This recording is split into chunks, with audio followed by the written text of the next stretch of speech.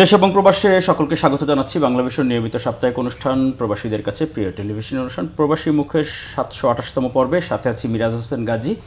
প্রবাসীদের সুখ দুঃখ সফলতা সম্ভাবনার নানা খবর, নানা গল্প, একই সাথে প্রবাস খাত সংশ্লিষ্ট বিভিন্ন বিষয় নিয়ে আমরা প্রতি সপ্তাহে এই প্রবাসী মুখ অনুষ্ঠানে আলোচনা করি। আমাদের সাথে প্রতি পর্বে যুক্ত থাকেন, উপস্থিত থাকেন এই খাত সংশ্লিষ্ট বিশেষজ্ঞ বিশ্লেষক অতিথিরা। আমাদের সাথে আজকে দুজন গুরুত্বপূর্ণ অতিথি আমাদের স্টুডিওতে উপস্থিত আছেন। ডক্টর সেলিম রেজা, শিক্ষক, নর্থ সাউথ বিশ্ববিদ্যালয়। জনাব সেলিম রেজা, আপনাকে স্বাগত জানাচ্ছি প্রবাসী মুখ অনুষ্ঠানে। আমাদের সাথে আরেকজন গুরুত্বপূর্ণ অতিথি আছেন জনাব তাসনিম মহসিন মিশু, বিশেষ প্রতিনিধি সমকাল, দৈনিক সমকালের বিশেষ প্রতিনিধি। মিশু, আপনাকেও স্বাগত জানাচ্ছি প্রবাসী মুখ অনুষ্ঠানে। দর্শক, যেমনটি বলছিলাম, যেহেতু প্রবাসী মুখ, প্রবাসীদের নিয়ে আলোচনা করি, এই খাত সংশ্লিষ্ট নানা বিষয়ে আমাদের এই অনুষ্ঠানে আমরা চেষ্টা করি একটু তুলে ধরার জন্য। বিশেষ করে আমাদের বাংলাদেশিরা যেসব দেশে যান, সেটি কাজের জন্য, ঘুরতে বা চাকরি নিয়ে, যে কোনো কারণে হোক বিদেশে যারা যান, তাদের কী রকম সমস্যা সামনে পড়তে হয় সমস্যার সামনে, এবং সেগুলো সম্ভাব্য সমাধানের উপায় কী হতে পারে, সেই বিষয়গুলোই মূলত আমরা এই অনুষ্ঠানের মাধ্যমে আলোচনা করি, তুলে ধরার চেষ্টা করি। আজকে আমরা একটু আলোচনা করতে চাই যে পাসপোর্টের একটি ইস্যু, পাসপোর্টের মর্যাদা, বা আমাদের বাংলাদেশি পাসপোর্টের কারণে বিভিন্ন দেশ ভিসা দিতে বা ভিসা বাতিল হওয়ার ক্ষেত্রে বা আবেদন বাতিল হওয়ার ক্ষেত্রে দেখছি যে গেল কয়েক মাস ধরে এই প্রবণতাটা বেশ একেবারে আলোচনায় আসছে। একটু তাসলিম মহসিন মিশু, আপনার কাছে একটু জানতে চাচ্ছি, যদি একটু বাস্তবতা বলতেন যে আসলে কী পরিস্থিতি বিভিন্ন দেশের ভিসা দেওয়ার ক্ষেত্রে বাংলাদেশিদের, একটু অনাগ্রহ বাংলাদেশিদের জন্য মনে হচ্ছে। মানে আমাদের পাসপোর্ট আজকে থেকে না, বেশ কয়েক দশক ধরেই মূলত হচ্ছে গিয়ে ওয়ার্ল্ডের উইক পাসপোর্টগুলোর মধ্যে মূলত একটা, এবং এটার মূল কারণ হচ্ছে গিয়ে যে আমাদের বাংলাদেশিদের প্রবণতা রয়েছে যে বিদেশে গিয়ে থেকে যাওয়ার, যার কারণে মূলত হচ্ছে গিয়ে যে যেমন দেখা গেছে যে আফ্রিকার এমনও কিছু দেশ আছে যেখানে হচ্ছে গিয়ে আমাদের ভিসা ফ্রি এন্ট্রি ছিল। দুই দেশের মধ্যে এরকম একটা সমঝোতা ছিল যে ওই দেশে যেতেও বাংলাদেশিদের ভিসা লাগবে না, তারাও বাংলাদেশে আসতে ভিসা লাগবে না। কিন্তু এখন এমন অবস্থা হয়েছে যে ওইসব দেশগুলোও হচ্ছে গিয়ে ভিসা রেস্ট্রিকশন আসলে করে দিয়েছে।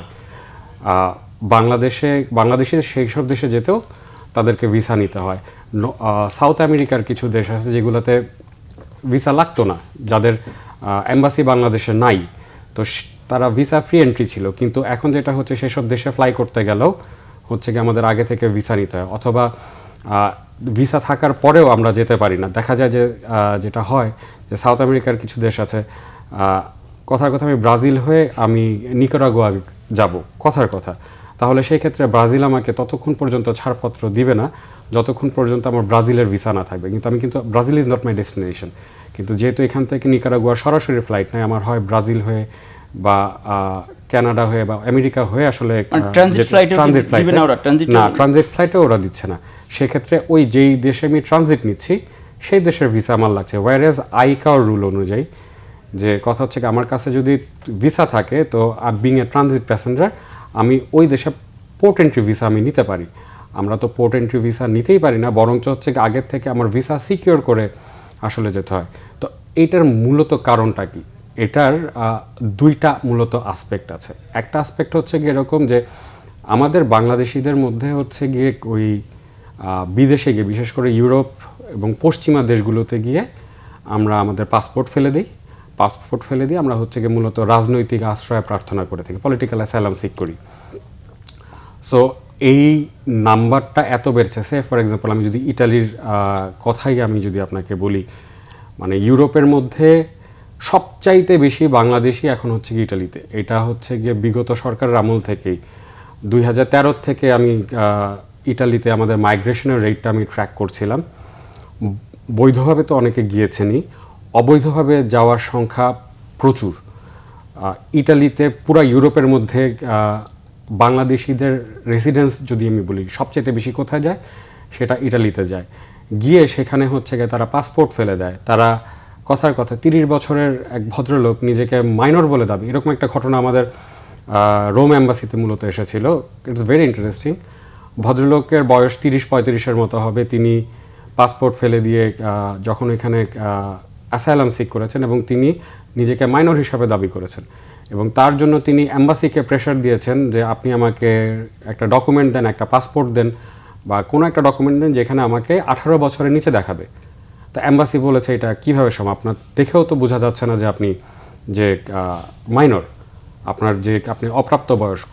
কিন্তু ঢাকা থেকে এক এমপি ফোন করে হচ্ছে গিয়ে তাকে মানে এম্বাসি মূলত বাধ্য হয় যে আপনার তাকে ওই মাইনর হিসাবে পাসপোর্টটা দিতে। সেই ভদ্রলোক 5 বছর পরে ওই এম্বাসিতে গিয়েই, রোম এম্বাসিতে গিয়ে বলেছে যে আমার বয়সটা ঠিক করে দেন। তো তখন জিজ্ঞেস করছে কেন, কি হয়েছে? বলে আমি বছরখানেক আগে আমি হার্টের প্রবলেমে ভুগছি, এখন আমাকে তারা যে ওষুধ দিচ্ছে, ফ্রি ওষুধ দিচ্ছে, যে ওষুধ দিচ্ছে সেটা তারা হচ্ছে গিয়ে আমাকে মাইনর হিসাবে দিচ্ছে, যেটা আমার হার্টে আসলে কাজ করছে না। তো ফলে আমাকে হচ্ছে গিয়ে আপনারা সঠিক বয়সটা লিখে দেন যাতে আমি সঠিক ওষুধটা পাই। তো ফলে হচ্ছে গিয়ে যে আমাদের সরকারি ব্যবস্থাপনায় এই জালিয়াতির সাথেও তারা আসলে জড়িত, বাধ্য হয়ে হোক আর যেভাবেই হোক। সো ফলে হচ্ছে গিয়ে বিদেশে আমাদের ডকুমেন্টেশন থেকে শুরু করে সব কিছু মানে দে রেইজ দেয়ার রুলস। কারণ হচ্ছে গিয়ে তারা দেখছে যে বাংলাদেশিদের যত ধরনের ডকুমেন্টেশন আছে সব কিছুতেই একটা জালিয়াতির একটা বিষয় আছে। ফলে এইটা আমাদের পাসপোর্টের মান কমিয়ে দেয়। যেমন ইটালি অ্যাম্বাসেডর জাস্ট কিছুদিন আগে পাবলিকলি বলছিলেন যে পরিমাণ বাংলাদেশি গিয়ে হচ্ছে কি ইটালিতে তারা পাসপোর্ট ফেলে দিচ্ছে, এইটা আসলে আপনাদের পাসপোর্টের র্যাঙ্কিংয়ে ইম্প্যাক্ট ফেলছে। এই মুহূর্তে 106টা দেশের মধ্যে আমাদের পাসপোর্টের র্যাঙ্ক হচ্ছে 100 নম্বরে। আমরা মাত্র 38টা দেশে ভিসা ফ্রি যেতে পারি, যদিও বলা হচ্ছে 38টা দেশ, কিন্তু এই সংখ্যা এই মুহূর্তে আরও কমে এসেছে 5 আগস্টের পরে।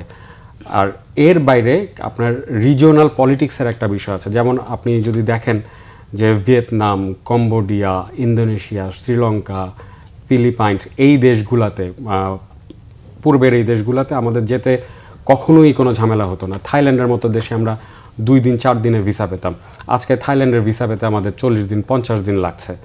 কারণ কি, 5 আগস্টের পরে যখন ভারতের সাথে আমাদের সম্পর্ক একটা টানাপোড়েন শুরু হলো, ভারতে যেমন ফর এক্সাম্পল রোমানিয়ার মিশন বাংলাদেশে নাই, রোমানিয়ার ভিসা পেতে হচ্ছে গিয়ে আমাদের শিক্ষার্থীদের দিল্লিতে যেতে হয়। তো দিল্লি যেহেতু ভিসা দিচ্ছে না, তো তখন তারা গভর্নমেন্ট যেটা একটা অ্যারেঞ্জ করে দিল, ঠিক আছে তাহলে ভিয়েতনাম বা কম্বোডিয়া থেকে গিয়ে বাংলাদেশিরা এই ভিসাটা কালেক্ট করবে। তো সেটার সুযোগ নিয়ে যেটা হয়েছে যে প্রচুর বাংলাদেশি আছে যারা হচ্ছে শিক্ষার্থীরা তো আছেই, শিক্ষার্থীরা তাদের মতো করে করেছে, কিন্তু এমনও কিছু বাংলাদেশি আছে যারা ভিয়েতনামের ভিসা নিয়ে ওইখান থেকে তারা হয়তো মালয়েশিয়া যাওয়ার চেষ্টা করে, আরেক দেশে যাওয়ার চেষ্টা করে, অস্ট্রেলিয়া যাওয়ার চেষ্টা করে। এবং রোমানিয়া তো এর আগে তো আমাদের ঢাকাতেও তো তারা অস্থায়ীভাবে 3 মাসের জন্য তারা এবং সেই অভিজ্ঞতাও সেবা দিয়েছিল। সেই অভিজ্ঞতাটিও তাদের খুবই ভয়াবহ। আমাদের তখনকার এক সচিব বলতেছিলেন যে তাদের রাষ্ট্রদূত বলতেছিলেন যে তোমাদের লোকজন তো গিয়ে রোমানিয়াতে থাকে না, তারা রোমানিয়াতে কাজের ভিসা নিয়ে গিয়ে পাশের বর্ডারে গিয়ে তারা ধরা খাচ্ছে, তখন এটা হচ্ছে। এবং ইতালির বিষয়টি, ডক্টর সেলিম রেজা, যদি আপনি একটু এই বিষয়টি নিয়ে একটু বলতেন। এই যে আমাদের বাংলাদেশের কিন্তু এই সমস্যাগুলো হয়তো শুরু তো আমরাই করি, কারণ আমরা যদি নিয়ম মেনে অন্যান্য দেশে, এক দেশ থেকে আরেক দেশে না যেতে চাইতাম তাহলে তো হয়তো এই প্রভাবটা পড়তো না। যদিও দীর্ঘদিন ধরে এই সমস্যাটি এই পর্যায়ে এসেছে, যদি একটু আপনার পর্যবেক্ষণ একটু শুনতাম। ধন্যবাদ আপনাকে। আসলে আজকে আমরা এমন একটি বিষয় নিয়ে কথা বলছি, পাসপোর্ট, এবং আপনি জেনে থাকবেন যে পাসপোর্ট কিন্তু বাংলাদেশের মোটামুটিভাবে একটি স্বীকৃত দুর্নীতিগ্রস্ত একটি খাত। এবং আপনার হয়তো মনে আছে টিআইবি 2023 সালে দুর্নীতির সূচকে যে কয়েকটি খাতকে দুর্নীতিগ্রস্ত বলে তারা পেয়েছিল বা খুঁজেছিল তাদের গবেষণায়, সেখানে পাসপোর্ট খাতকে সর্বোচ্চ দুর্নীতিগ্রস্ত খাত হিসেবে দেখা হয়েছিল। এখন একটি সর্বোচ্চ দুর্নীতিগ্রস্ত খাত, সেখানে সেবার মান কেমন হবে বা নাগরিক সেবায় কি কি রকমের বিড়ম্বনা হয়, ভোগান্তি হয়, সেটাকে যদি আমরা খুব কাছ থেকে দেখতে যাই, সেটা কিন্তু সবসময় আমাদেরকে আনন্দ দেয় না। এবং আমরা দেখেছি যে 2010 সালে এমআরপি যখন চালু হলো, সেই 2010 সালের পর থেকে 2020 সাল পর্যন্ত শুধুমাত্র এই 10 বছরে প্রায় 3 কোটির অধিক এমআরপি পাসপোর্ট ইস্যু করা হয়েছে।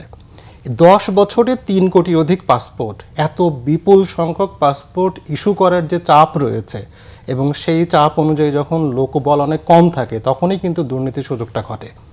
এবং যেখানে চাহিদা বাড়ে সেখানে তো অবশ্যই সেখানে অনেক রকমের দুর্নীতি বা অনেক রকমের অনিয়মের সুযোগগুলো তৈরি হয়। এবং সেই দুর্নীতিগুলো যখন তৈরি হয়েছে, এগুলো যুগের পর যুগ, এবং সরকারের পরিবর্তন হোক বা না হোক, দুর্নীতিটা ঠিক একইভাবে রয়ে গিয়েছে। এবং কিছু কিছু ক্ষেত্রে সেটা বেড়েছে হোক, এবং আমরা দেখতে পাই যে দালালের দৌরাত্ম্য বেড়েছে এবং অনলাইনে আবেদনের নামে সেই সার্ভার জটিলতা বলি, সার্ভার ডাউন বলি, অনলাইনের সাথে এনআইডি কার্ডের ইনফরমেশনের মিসম্যাচ বলি, নানান রকম জায়গাতে কিন্তু মানুষজন গিয়েছে। এবং অন্তর্বর্তী সরকারের মাননীয় প্রধান উপদেষ্টা বারবার বলেছেন যে পাসপোর্ট পাওয়ার অধিকার একটা মানুষের নাগরিক অধিকার, এবং সেখানে অবশ্যই যদি কারোর এনআইডি কার্ড থেকে থাকে তার পাসপোর্টও থাকতে পারে, এবং সেটারই অংশ হিসেবে আমরা দেখেছি পুলিশ ভেরিফিকেশনটা বাদ করা হয়েছে। এবং সেটা কি এখন কার্যকর আছে? হ্যাঁ, এখন কার্যকর হয়েছে এবং মানুষ এখন অনলাইনে আবেদন করতে পারছে। এবং আপনি কিছুটা হয়তো সুখবর পাওয়া যাচ্ছে যে আঞ্চলিক অফিসগুলোতে এখন মানুষজন তারা স্বস্তির সাথে পাসপোর্টে আবেদন করছে এবং তুলনামূলকভাবে সময়ও কম লাগছে। কিন্তু তার মানে কিন্তু দেখেন মানুষগুলো কিন্তু একই, অফিসগুলোও একই, কিন্তু হয়তো আমাদের সরকারের পরিবর্তনের সাথে সাথে ওই ইচ্ছাটা হচ্ছে বড়, যে আন্তরিকতা এবং স্বচ্ছতা তো মানুষের ইচ্ছার উপর নির্ভর করে দেখে হয়তো এটা এখন সহজ হয়েছে। একদম তাই। এবং পত্রপত্রিকাগুলোতে আমরা দেখতে পাচ্ছি যে যারা সেবা গ্রহীতারা রয়েছেন তারা কিন্তু বারবার এসে বলছেন যে একই অফিস, এখন আমরা যখন সেবা নিতে আসছি সেই ক্ষেত্রে সময়ও কম লাগছে, এবং পেশাদারিত্বের কথা তারা বলছেন, এবং পেশা দেওয়ার বা সেবা দেওয়ার যে মনোভাবের কথা বলছেন যে সেখানে কিন্তু একটা ইতিবাচক পরিবর্তন এসছে এবং ভোগান্তিটা কিছুটা হলেও কমে এসছে। এবং গত কয়েকদিন আগেও সমকালেও একটা প্রতিবেদন ছাপা হয়েছে যেখানে পাসপোর্ট সেবায় মানুষের ভোগান্তিগুলো কমে এসছে। কিন্তু এই ভোগান্তিগুলো কমে এসছে কিন্তু শূন্যের কোঠায় তো নামছে না।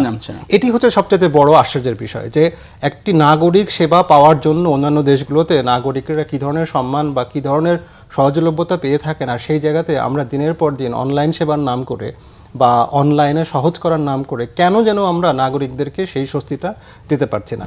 তার একটি বড় কারণই হচ্ছে যেটা বললাম, চাহিদা বেড়েছে এবং আমাদের বিদেশ যাওয়ার হার বেড়েছে। বিদেশে সেটা আমরা ঘুরতে যাই আর বাজার করতে যাই বা অভিবাসনের উদ্দেশ্যেই যায় না কেন, আমাদের তো যাওয়ার হারটা বেড়েছে। সেই তুলনায় লোকবল বা সক্ষমতা কিন্তু বাড়েনি। কারণ হতে পারে এই জন্য আমার নিজের অ্যানালিসিস যেটা বলে যে পাসপোর্টটাকে আমরা সবসময় দেখেছি একটা নিরাপত্তার বিষয় হিসেবে।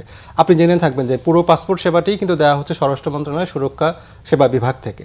পাসপোর্ট সুরক্ষার যখন বিষয় হয়ে যায় বা সুরক্ষার সাথে সেবা যখন মিশে যায় তখন কিন্তু এর সাথে অনেক রকমের ভয়, ভীতি এবং সন্ত্রাসী কর্মকাণ্ডকে একসাথে করে দেখা হয়।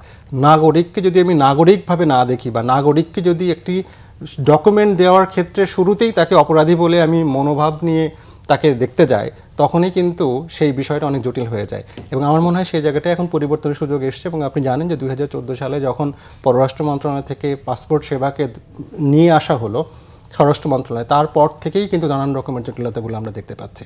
একদিকে চাহিদা বেড়েছে, আর একদিকে অফিস বদল হওয়ার কারণে কিন্তু সেটিকে হ্যান্ডেল করতে গিয়ে অনেক রকমের জটিলতার মধ্যে নাগরিকদের আমরা ফেলে দিই। অফিস বদল করতে বলতে আগে পররাষ্ট্র মন্ত্রণালয়ের অধীনে ছিল, পরে স্বরাষ্ট্র মন্ত্রণালয়ের অধীনে এসছে, এবং এই যে এক মন্ত্রণালয় থেকে আরেক মন্ত্রণালয়ে চলে আসা, এবং সেই মন্ত্রণালয় স্বরাষ্ট্র মন্ত্রণালয় নর্মালি যে ধরনের আইন শৃঙ্খলা বিষয়গুলো নিয়ে তারা ডিল করে থাকেন বা পুলিশ, জেল, এই ধরনের বিষয়গুলো নিয়ে ডিল করে থাকেন, তাদের আমার মনে হয় যে সেই মনোভাবের জায়গা থেকেও মনে হয়েছে যে পাসপোর্ট একটি খুবই কনজারভেটিভ ওয়েতে দেওয়ার একটি বিষয় হয়েছে। কিন্তু ব্যাপারটা তো তা না। সারা পৃথিবীতে আমরা দেখতে পাই যে এটা একটা নাগরিক অধিকার। একটা মানুষ ঘরে বসে পাসপোর্টের আবেদন করলে অনলাইনে বা পোস্ট অফিসের মাধ্যমে তার কাছে পাসপোর্ট চলে আসছে, অথচ আমাদের দেশে এটার জন্য বারবার আমাকে আঞ্চলিক অফিসে যেতে হচ্ছে, ঘুরতে হচ্ছে, ভোগান্তির শিকার হতে হচ্ছে এবং পদে পদে টাকা খরচ করতে হয়েছে মানুষকে। পুলিশ ভেরিফিকেশনের নামে বাংলাদেশে কী হয়েছে সেটা তো আমরা জানি।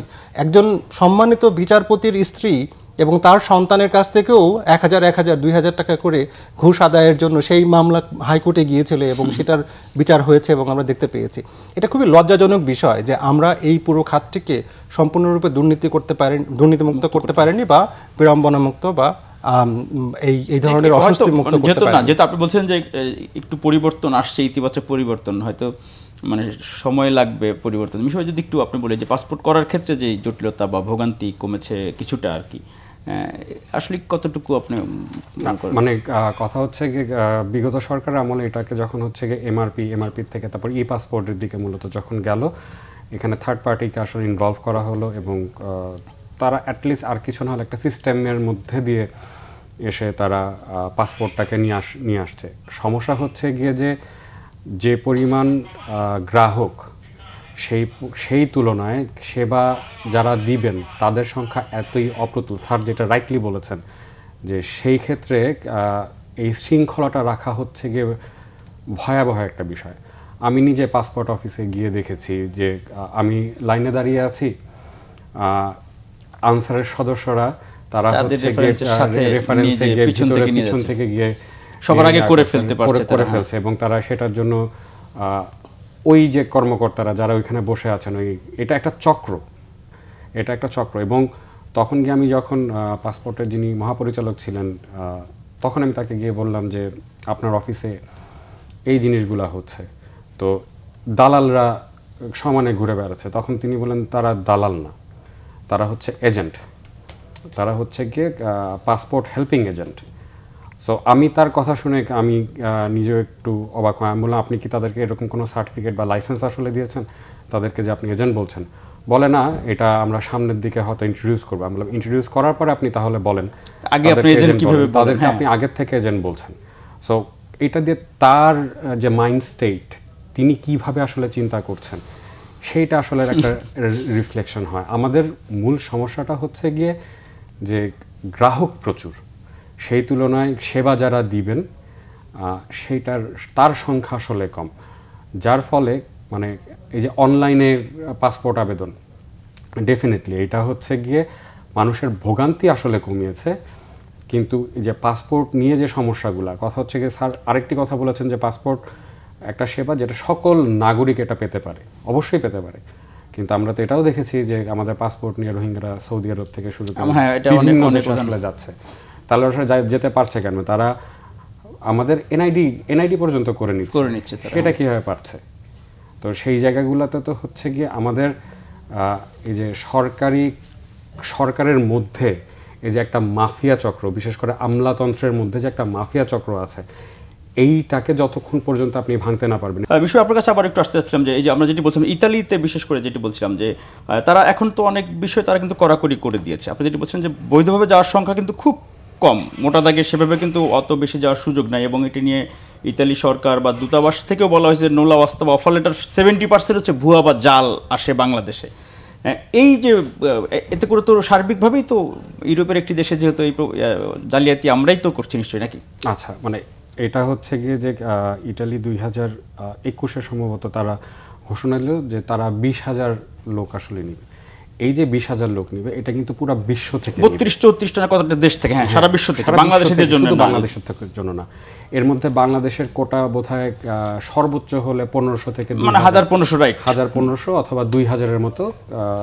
এই জায়গাতে বিষয় একটু আমাদের গণমাধ্যমেরও তো একটু শিরোনাম করার ক্ষেত্রে মনে হয় আরেকটু অবশ্যই আমাদের গণমাধ্যম তো কোনোভাবে কোনো কিছু 20,000 কর্মী নেবে ইতালি, এটা দিয়ে কিন্তু বিক্রি শুরু করে দেয় যারা অসাধু মানুষ। সেখান থেকে সাধারণ মানুষ তো বুঝে দিচ্ছে যে 20,000 আমার এখান থেকে নিবে, তো আসলে নিবে হচ্ছে গিয়ে হয়তো 2,000, মানে 32-34 দেশ থেকে হয়তো বাংলাদেশ থেকে নেবে 2,000, পুরো বিশ্ব থেকে নেবে 20,000, এবং এই 20,000-কে টার্গেট করে আমাদের বাংলাদেশের এক অসাধু চক্র অলরেডি 1 লক্ষ মানুষের হচ্ছে গিয়ে টাকা আসলে নিয়ে পকেটে নিয়ে পাসপোর্ট নিয়ে তারা বসে আছে।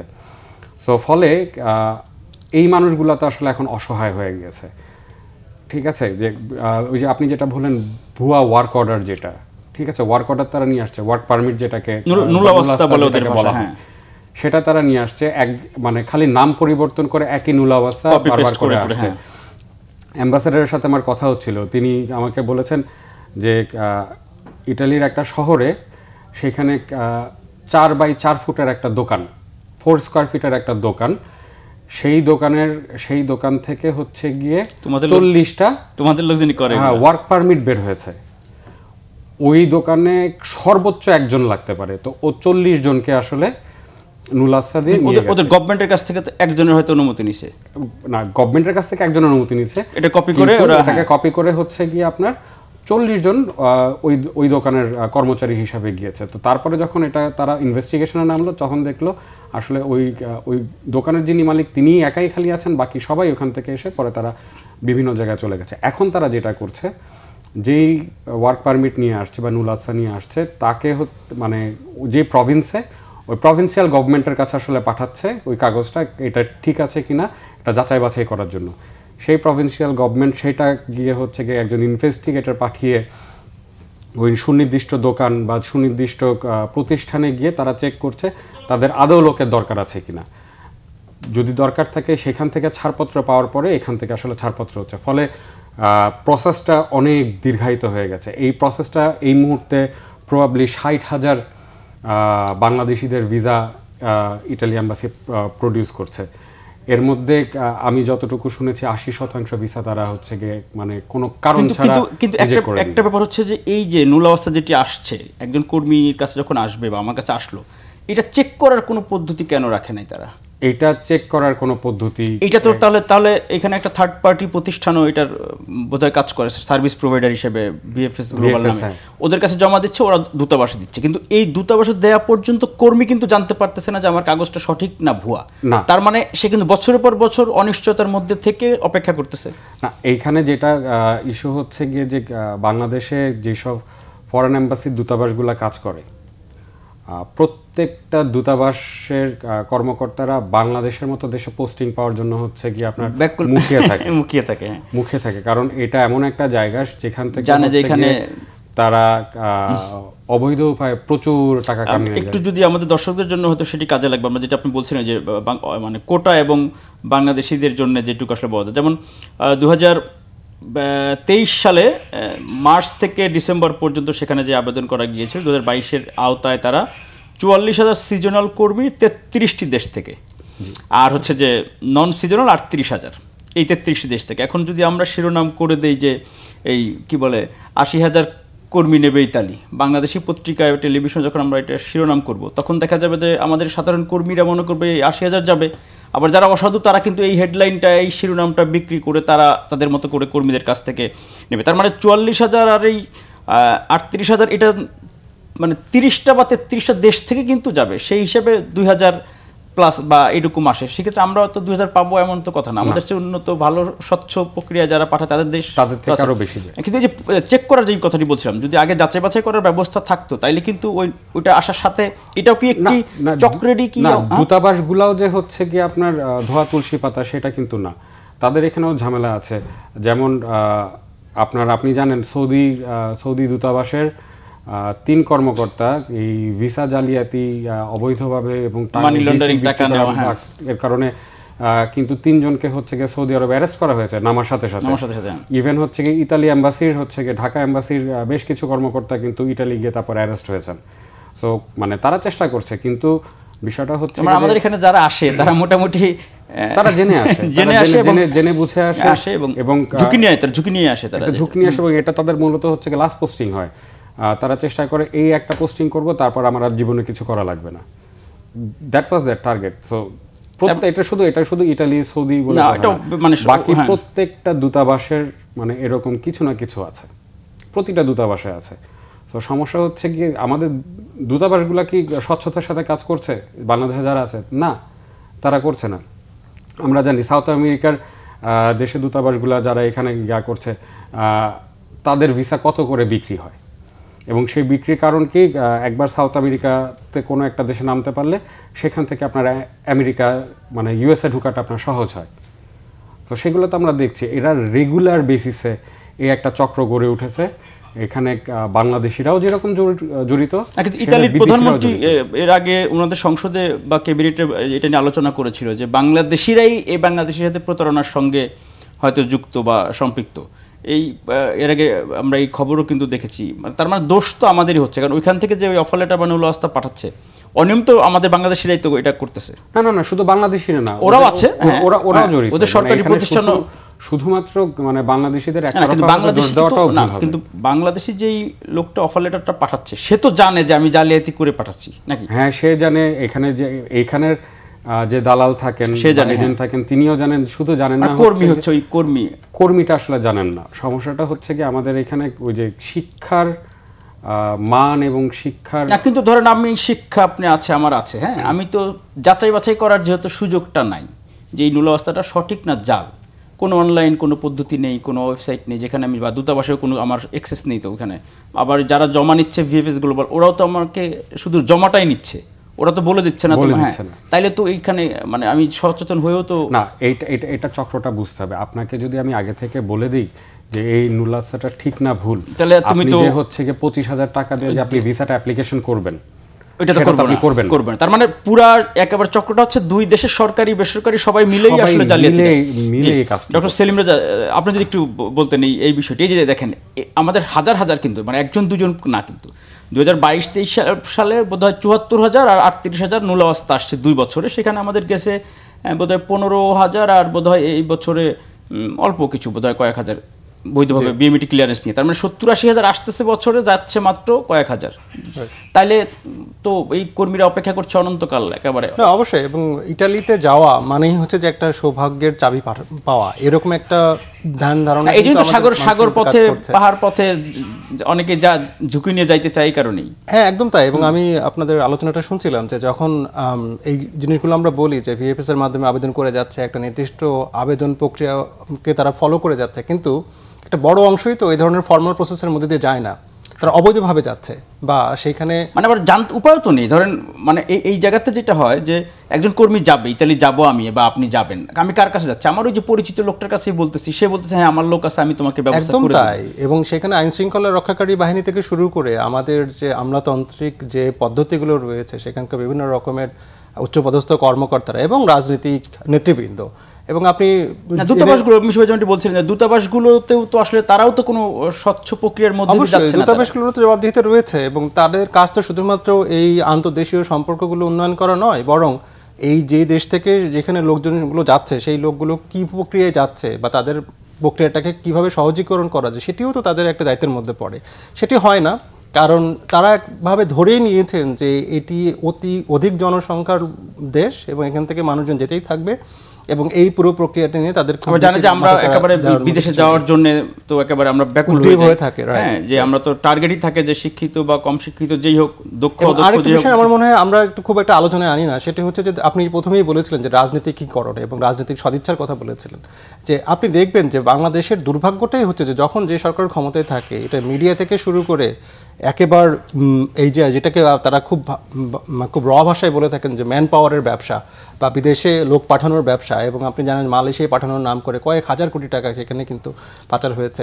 এবং এই পুরো ব্যবসাটাই, যদি ব্যবসা অর্থেই বলি, ব্যবসাটাই কিন্তু রাজনৈতিক একটা দখলের মধ্যে থাকে, এবং যখন যিনি ক্ষমতায় আসেন, সেটা তো যেহেতু আমরা প্রথম দিকে আমরা পাসপোর্টের সেবা একটু উন্নত হয়েছে আমরা যেমনটি বলছিলাম, তার মানে এটা তো সরকারি রাজনৈতিক সদিচ্ছা বা সরকারি সদিচ্ছা থাকলেই তো আসলে মানে নিচের দিক থেকে তারা চেষ্টা করে যে ভাগ্য ভালো যে পাসপোর্টের মধ্যে ব্যবসা ঢুকে যায়নি। সেখানে যদি আরো ব্যবসা থাকতো, যে যেখানে কন্ট্রাক্ট লেটার আসবে, অফার লেটার আসবে, তাহলে হয়তো বা সেটিও আমাদের আয়ত্তের বাইরে। আমরা একেবারে 1 মিনিটের 30 সেকেন্ডের মধ্যে একটু শেষ করবো। যদি আপনি একেবারে শেষে বলি যে আমাদের এই যে আমরা যে সদিচ্ছার কথা বলছিলাম, সরকারি পর্যায়ে যেহেতু অনিয়মগুলো অনেক সময় হয় অথবা প্রশ্রয় দেয়, তাহলে তো আসলে নাগরিকদের তো কি করার আছে এখানে? মানে নাগরিকদের কি করা আছে তার আগে বলি যে সদিচ্ছার যে জায়গাটা, এই জায়গাটার সবচেয়ে বড় সমস্যা হচ্ছে কি আমাদের এই যে 5 আগস্টের পরে আমাদের একটা পরিবর্তনের আসলে একটা সুযোগ এসেছে। আমরা পরিবর্তনের মধ্যে অনেক প্রত্যাশা প্রচুর, কতটুকু আসলে হয়েছে সেটা নাগরিকই আসলে বিচার করবে দিন শেষে। সমস্যা হচ্ছে গিয়ে আমাদের রাজনৈতিক দলগুলো, যারা আমাদের পলিটিক্যাল মাস্টার, যারা আমাদেরকে লিড দিবেন, তারা চেষ্টা করে দেশের আইনকে জনগণের জন্য না, তাদের রাজনৈতিক দলের যে দিকে ফায়দা হবে সেইভাবে করে আইনগুলা করতে, ফলে নাগরিকরা সেখানে অসহায় হয়ে পড়ে। কারণ তখন তো বলছে আইন তো এইভাবে আছে, কিন্তু আইনটা যে আসলে নাগরিকের স্বার্থের বিরুদ্ধে যাচ্ছে এই জিনিসটা কেউ দেখে না। ফলে রাজনৈতিক দলগুলোকে জনগণের কথা ভাবতে হবে, নিজেদের কথা না।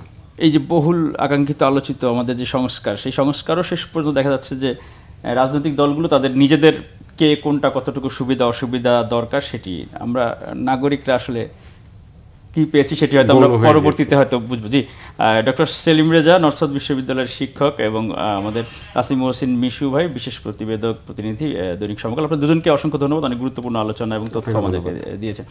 দর্শক, আমরা পাসপোর্টের নানা ইস্যু নিয়ে আলোচনা করছিলাম। একই সাথে আমাদের যেই বাংলাদেশিরা যারা বিদেশে যেতে চান তাদের যেমনি সচেতনতার দরকার, আবার সচেতন হয়েও তো প্রতারণার হাত থেকে যে রক্ষা পাওয়া যাবে সেটিও না, কারণ সরকারের যেই সদিচ্ছা বা আন্তরিকতা এবং সরকারি প্রতিষ্ঠানগুলোর স্বচ্ছতা নিশ্চিত না হওয়া পর্যন্ত আসলে শেষ পর্যন্ত সেবার মান উন্নতি হবে না, এটি বোঝাই যায় বা বলা চলে। সবাই ভালো থাকবেন, সুস্থ থাকবেন। প্রবাসী মুখের আজকের এই পর্ব থেকে বিদায় নিচ্ছি। মিরাজ হোসেন গাজী, আল্লাহ হাফেজ।